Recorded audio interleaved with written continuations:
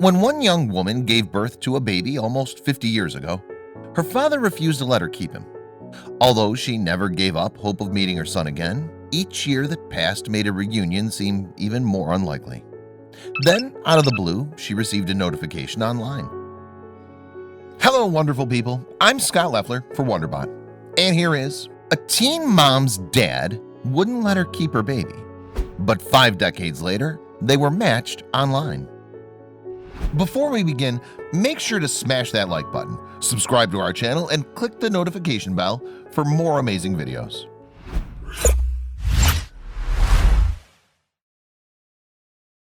Thai Nhat Thi Niblet was born in Vietnam. She was young during the Vietnam War and was a striking-looking girl. Consequently, she soon caught the eye of an American soldier who was in the Air Force and stationed in the city of Da Nang. That serviceman was Skip Seoul. Recalling the moment he first set eyes on Niblet almost 50 years ago, he said it was love at first sight. She was really gorgeous then. Of course, we hit it off right away, he told WTKR in September 2017.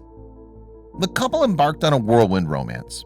However, when Seoul left Vietnam, their love affair was cut short. He gave Niblet his contact details, but her family, who were opposed to her relationship with an American, destroyed them. However, that was not the end of the story. Next thing I know, my stomach is getting bigger. And that's when I realized I'm going to have a baby, Niblet revealed. Just 17 at the time, she was determined to raise her unborn child herself. But her father had other ideas.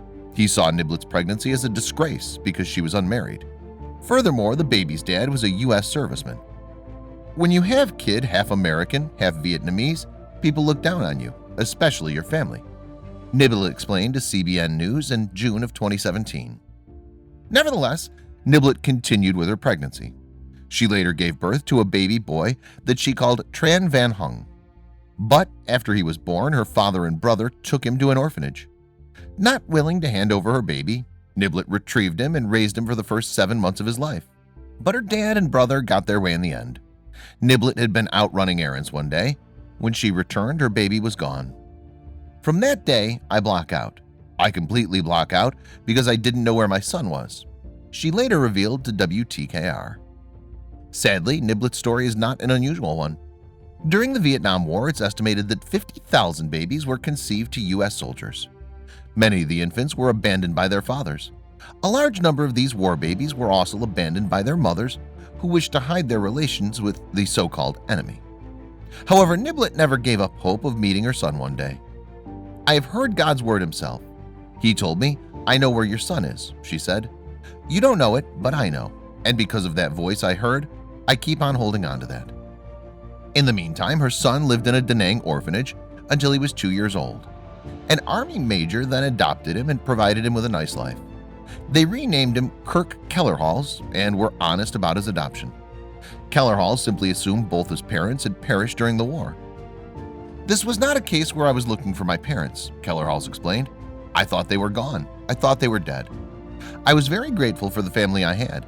I grew up in a very loving home and never went without. I had more opportunities than probably most kids my age. So Kellerhals grew up and made a home for himself in Virginia Beach, Virginia. There, he developed a passion for all things sea-related, including surfing, fishing, and jogging on the beach. It was this side to his character that got him wondering about his heritage. With me being half Vietnamese, the other half with just that big question mark. With my love of the beach, my dark skin, loving the Polynesian lifestyle, and having visited Hawaii once, I claimed Hawaii as my second half, Kellerhals explained. Kellerhals' wife, who's from the Philippines, disagreed that Kellerhals was half Hawaiian.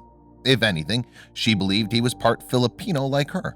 So, just to resolve the dispute, Kellerhals submitted to an online DNA test. He was awaiting his results when he got an unexpected email. Kellerhals was attending his son's graduation when he received a message saying that he had a child-parent DNA match.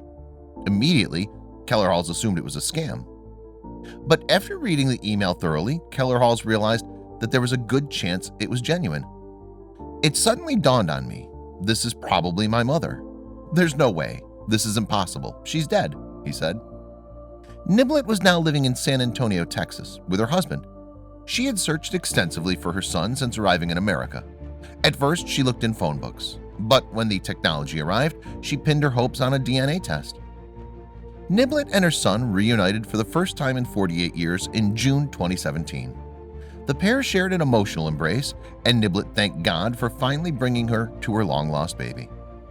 "Thank you for finding me," a grateful Kellerhals replied. And that wasn't the end of Kellerhals' journey of discovery. Shortly after meeting his mother, he reached out to his biological father. The threesome reunited in August 2017, and Kellerhals could finally see himself in someone else. "I've definitely got his nose and ears, and his hairline," he said. "I got her smile and eyes.